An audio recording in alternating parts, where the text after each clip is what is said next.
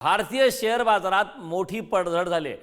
Pre ओपनिंगलाच Sensex तब्बल 3000 अंकांनी कोसळलाय, तर निफ्टीमध्ये सुद्धा 1100 अंकांची घसरण झाली. बँक निफ्टीत सर्वाधिक 2100 अंकांची घसरण झाली. अमेरिकेचे राष्ट्राध्यक्ष डोनाल्ड ट्रम्प यांच्या आयात शुल्क वाढीच्या निर्णयाचे आता शेअर बाजारावर परिणाम पाहायला मिळत आहेत. त्यामुळे मोठ्या प्रमाणात आता घसरण झाली. बँक निफ्टीत सर्वाधिक 2100 अंकांची घसरण झाली. संदर्भात ताजे अपडेट देण्यासाठी आपले प्रतिनिधी या संदर्भात चर्चा करण्यासाठी शेअर मार्केट तज्ञ केदार ओक आपल्यासोबत जोडलेत. मी केदारजी यांच्याकडे जाणार आहे. केदारजी, पुढारी न्यूजमध्ये आपलं स्वागत आहे.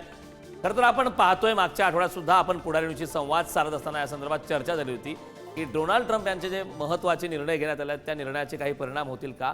आता मात्र अगदी वेगळे परिणाम पाहायला मिळत आहेत. भारतीय शेअर बाजारात तब्बल 3900 अंकांनी प्री ओपनिंगला सेन्सेक्स कोसळला आणि भारतीय शेअर बाजारात मोठी पडझड पाहायला मिळते. काय सांगाल यावरती आपण? प्री ओपनिंगला मार्केट साधारणतः 3100 पॉईंट आणि 1100 पॉईंट खाली होतं आणि त्याच्यानंतर एक 600-700 पॉईंटची रिकव्हरी मार्केटमध्ये आपण सगळ्यांना एक 5 मिनिटात बघितली. त्यामुळे लोकांनी जस्ट पहिली 15-20 मिनिटं जाऊन द्यावीत या क्षणाला की आता जो ग्लोबल इम्पॅक्ट आलेला आहे, आज सकाळी निकाई आणि जी ग्लोबल मार्केट पण खाली होती, तर त्याचा नॅचरल इम्पॅक्ट आपल्या मार्केटवर पण येणार आणि तो इम्पॅक्ट आपल्याला तात्पुरता आता दिसतो आहे. आज दिवसभरात मार्केट कव्हर होईल की नाही शक्यता कमी आहे, पण जेवढ्या पद्धतीने कमी लेवलला जे क्लोज होईल ते जास्त इम्पॉर्टंट आहे. मला वाटतं इथून मार्केट फायनल जो सपोर्ट असतो टेक्निकल लेवल्स मधला तो पण येईल आणि इथे लोकांनी आता पॅनिक मोडमध्ये नवीन बाईंग करण्यापेक्षा जे काही स्टॉक त्यांनी घेतलेले आणि त्यांना ते चांगले स्टॉक ऍव्हरेज आउट करता येत असतील तर ते करण्याला प्राधान्य द्यावं. शक्यतो लार्ज कॅप स्टॉक फोकस करावेत आणि एकदा मार्केट स्टेबलाइज झालं की मग नवीन इन्व्हेस्टमेंट स्ट्रॅटेजी आखावी.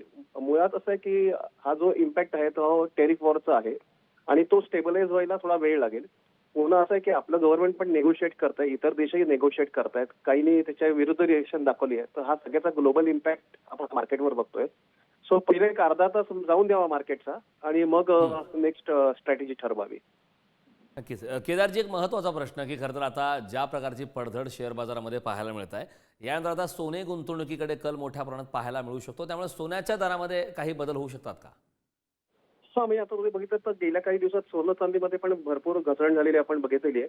बेसिकली काय टेरिफ वर असल्यामुळे सगळे टॅक्सेशन वाढणार आहे. टॅक्सेशन वाढलं की डिमांड कमी होते आणि त्याचा इम्पॅक्ट आपण सगळ्या गोष्टींवरती जसं इक्विटीवर बघितलं, आता कमोडिटीवरती बघतोय.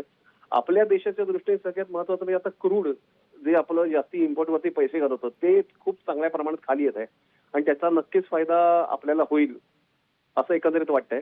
पण म्हटलं तसं आता ग्लोबल अनसर्टनिटी असताना कुठलंही एखादं डिसिजन किंवा कुठलाही विचार करणं तात्पुरतं तरी थोडं रिस्की आहे. काळजी घेऊन थोडं मार्केट स्टेबलाइज झाल्यावर या सगळ्या गोष्टींकडे आपण बघावं.